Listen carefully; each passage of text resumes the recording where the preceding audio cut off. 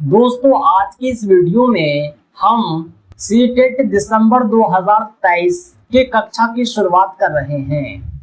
हमारा जो पहला टॉपिक है वो बाल विकास और शिक्षा शास्त्र से है, वो है अधिगम। अधिगम क्या होता है, अधिगम किसे कहते हैं, अलग अलग मनोवैज्ञानिक ने अपने शब्दों में अधिगम की परिभाषा दी है। सारी चर्चा हम आज की इस वीडियो में करेंगे।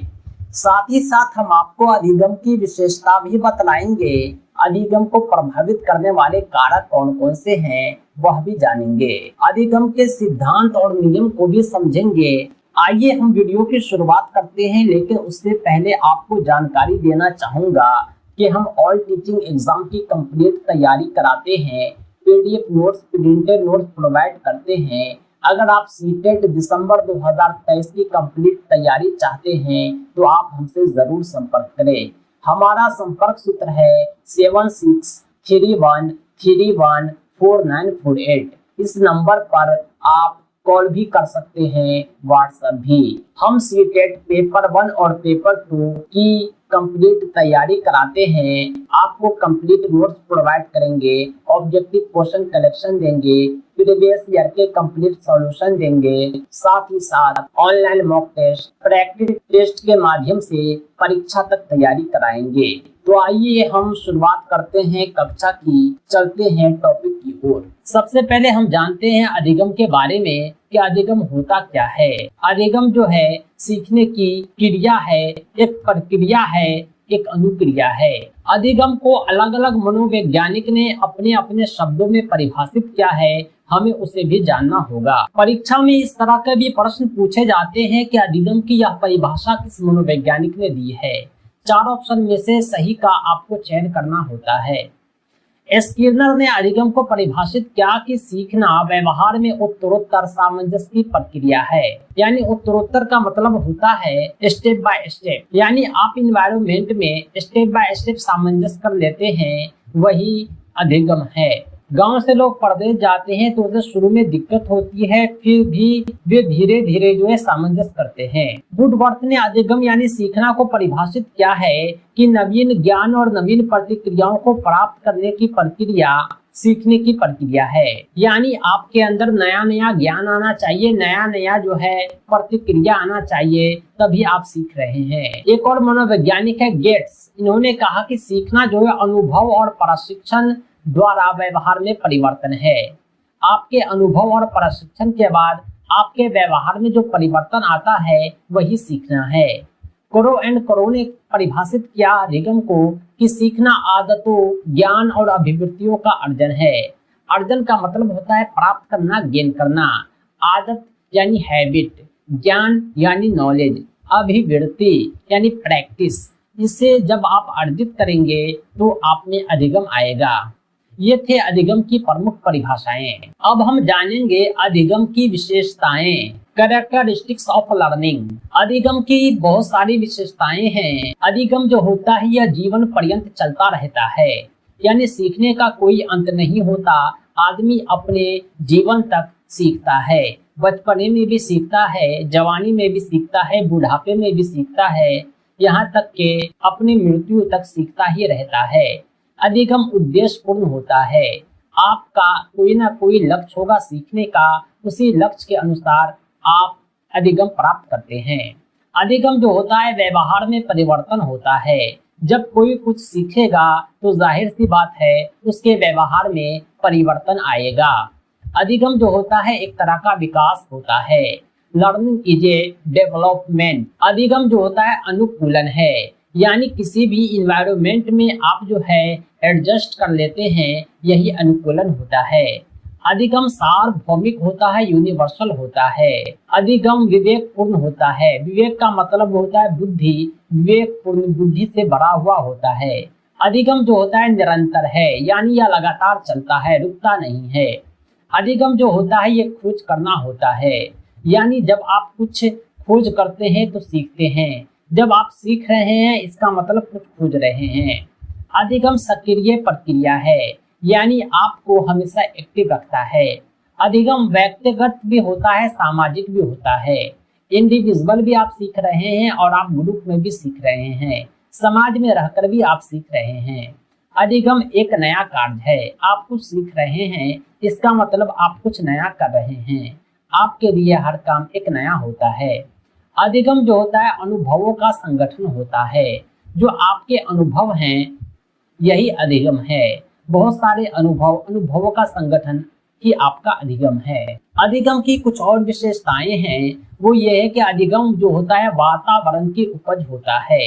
अगर आप किसी ऐसे वातावरण में चले जाएं जो आपके लिए नया हो तो आप में अधिगम जरूर आएगा, वह वातावरण की उपज होगी। अधिगम जो है विकास है। अधिगम is a development, learning is a development. ये थे लर्निंग की विशेषताएं, कैरेक्टरिस्टिक्स ऑफ लर्निंग, अधिगम की विशेषताएं। आइए आगे हम जानते हैं। अगला जो हमारा टॉपिक है अधिगम को प्रभावित करने वाले कारक व दशाएं। बहुत सारे कारक ऐसे हैं जो अधिगम को, लर्निंग को प्रभावित करते हैं, अफेक्टेड करते हैं। सबसे पहला कारक है वातावरण, इन्वायरमेंट। इन्वायरमेंट जो होता है अधिगम को प्रभावित करता है। परिपक्वता यानी जवानी, आपकी जो मैच्योरिटी है वो अधिगम को प्रभावित करती है। आप जितने अधिक मैच्योर होंगे, आपके समझने की क्षमता उतनी अधिक होगी, आप उतना अधिक सीख पाएंगे, आपका अधिगम का स्तर उतना बड़ा होगा। बालकों का शारीरिक विकास व मानसिक स्वास्थ्य, अधिगम को शारीरिक और मानसिक स्वास्थ्य भी प्रभावित करता है। जो बच्चा मेंटली डिस्टर्ब है वो क्या खास सीखेगा? कुछ नहीं वो सीख पाएगा। अगर वो मेंटली स्वस्थ है तो वो जरूर सीखेगा। शारीरिक रूप से भी स्वस्थ है तभी तो सीखेगा। किसी को बुखार लगा हुआ है 105 डिग्री 4 दिन से, वो तो लगातार सोएगा, वो क्या सीखेगा? यानी वो शारीरिक रूप से स्वस्थ है तभी पढ़ाई में उसका मन लगेगा, तभी वो सीख पाएगा। विषय सामग्री का स्वरूप, आपको जो कुछ सिखाया जा रहा है से रिलेटेड विषय सामग्री होना चाहिए। अगर पर्याप्त विषय सामग्री है जो सिखाने में सफिशिएंट हो तभी आप सीख पाएंगे। कहा जाता है कि ज्ञान के लिए भी गुरु की आवश्यकता होती है। गुरु ही नहीं बल्कि बहुत कुछ की आवश्यकता होती है। शिक्षण अधिगम सामग्री की, शिक्षण सहायक सामग्री की, शैक्षिक वातावरण की और भी बहुत कुछ की। सीखने का समय व थकान, यानी समय जो है काफी इम्पोर्टेंट है। आदमी सब टाइम सीख नहीं सकता, उसके पास कितना समय है, वो कितना बिजी है, इस पर डिपेंड करता है। में कितना थकान है, अगर वो काम करके थक गया है वो नहीं सीख पाएगा। वो पूरी तरह से फ्री हो, एक्टिव हो तभी सीखेगा। प्रेरणा का मतलब होता है मोटिवेशन। यह भी सीखने को, अधिगम को प्रभावित करने वाले कारक होते हैं। जो आंतरिक रूप से प्रेरित बालक होते हैं उसे किसी बाह्य प्रेरणा की आवश्यकता नहीं होती, वो खुद ब खुद सक्रिय रहते हैं। इस प्रकार प्रेरणा भी अधिगम को प्रभावित करता है। अगला है सीखने की इच्छा। सीखने के प्रति आपकी इच्छा भी अधिगम को प्रभावित करती है। आपका जिस फील्ड में इंटरेस्ट है, अगर आप उस फील्ड में सीख रहे हैं तो आपका अधिगम का स्तर ऊंचा होगा। अगर आपका इंटरेस्ट किसी और फील्ड में है और आपके गार्जियन आपको किसी और फील्ड में धकेल दिए हैं तो आपकी इच्छा कम रहेगी और अधिगम का स्तर भी कम हो जाएगा। अध्यापक व सिखाने की प्रक्रिया, अध्यापक जो हैं वो कितने टैलेंटेड हैं। अगर अध्यापक अपने विषय में माहिर हैं, उसके सिखाने की प्रक्रिया सर्वोत्तम है तो आपके अधिगम का स्तर ऊंचा हो जाएगा। सीखने की विधि, यानी सीखने के लिए अलग अलग विधि का उपयोग करना, उचित विधि का उपयोग करके आप अधिक सीख सकते हैं। संपूर्ण परिस्थिति, संपूर्ण शैक्षिक वातावरण जो होता है सीखने को प्रभावित करता है। दोस्तों अभी हमने सीखा अधिगम को प्रभावित करने वाले कारक। हमने कुल 10 कारक को समझाया है। इन 10 को आप याद रखेंगे। हम ऑब्जेक्टिव क्वेश्चन कलेक्शन के वीडियोज अलग लाएंगे जो आपके अधिगम को और अधिक विकसित करेगा। अब हम जानेंगे अधिगम के सिद्धांत, प्रिंसिपल ऑफ लर्निंग, अधिगम के नियम। अलग अलग मनोवैज्ञानिक ने अधिगम के अलग अलग नियम दिए हैं। सबसे पहले हम रायबर्न के अनुसार जानेंगे अधिगम के क्या नियम है। अधिगम के नियम इन्होंने दिया है कि यदि शिक्षण विधियों में इन नियमों व सिद्धांतों का अनुसरण किया जाता है तो सीखने का कार्य अधिक संतोष होता है। रायबर्न ने कहा है कि सीखने के नियम में, शिक्षण विधि में अधिगम के सिद्धांतों का प्रयोग किया जाए तो अधिगम संतोषजनक हो जाता है। सिद्धांतहीन जीवन जो होता है वह असंतोष से भरा पड़ा होता है। न सुबह उठने का टाइम हो न सोने का टाइम हो, उस जीवन में संतोष की कमी होती है। इसी प्रकार सीखने में भी सिद्धांत को अगर अपनाया जाए तो संतोषजनक अधिगम विकसित होता है। थॉर्नडाइक ने भी सीखने के नियम दिए हैं। इन्होंने सीखने के कुल 8 नियम दिए हैं, जिनमें 3 प्रमुख हैं और 5 गौण हैं, यानी सहायक नियम हैं।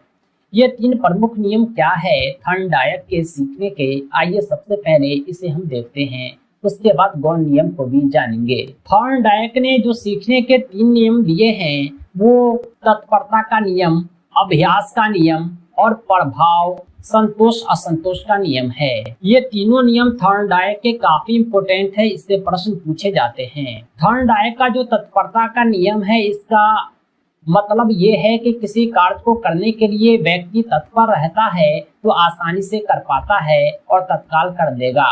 तत्पर का मतलब होता है काम करने के लिए पूरी तरह तैयार। अगर कोई व्यक्ति काम को करने के लिए पूरी तरह तैयार है तो वह काम को आसानी से कर पाएगा और तत्काल कर देगा, यानी तुरंत कर देगा। वो पूरी तरह से एक्टिव है, उसे काम करना भी आता है, वो काम में आने वाली दुश्वारियों से लड़ने के लिए भी तैयार है, तभी वो तत्पर है।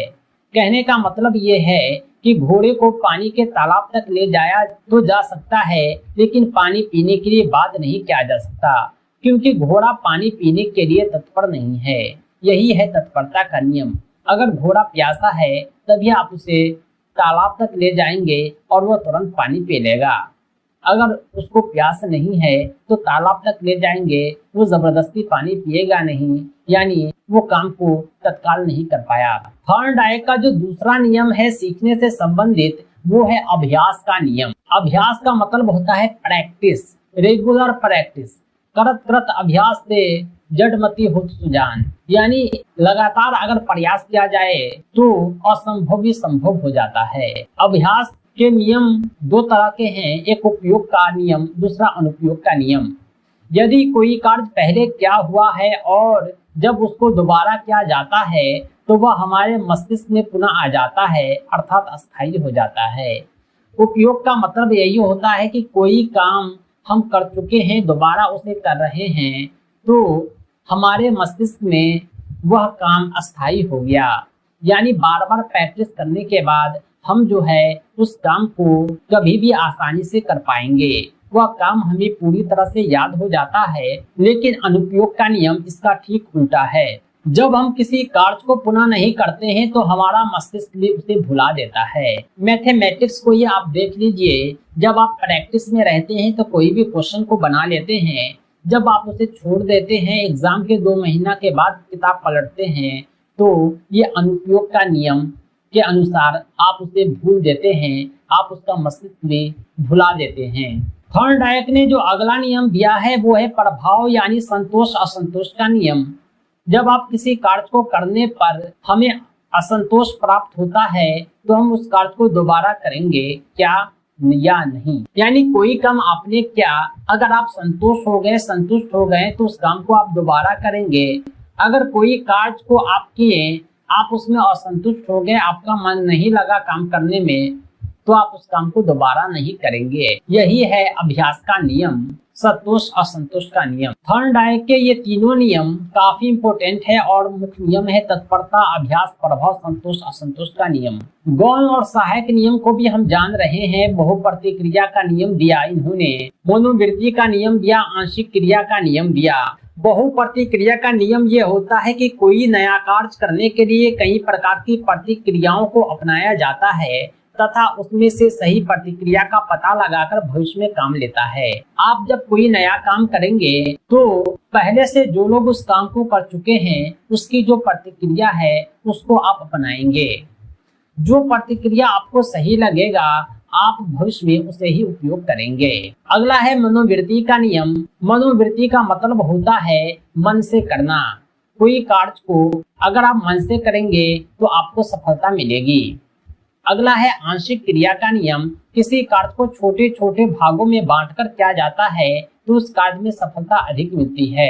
आत्मीकरण का नियम भी थॉर्नडाइक ने दिया है। ये गौण नियम है, यानी सादृशीकरण। कोई नया कार्य करने पर किसी पुराने किए गए कार्य का ज्ञान नए ज्ञान से मिला देना। अगर आप कोई नया कार्य करते हैं तो पुराने काम को नए काम से मिलाएंगे।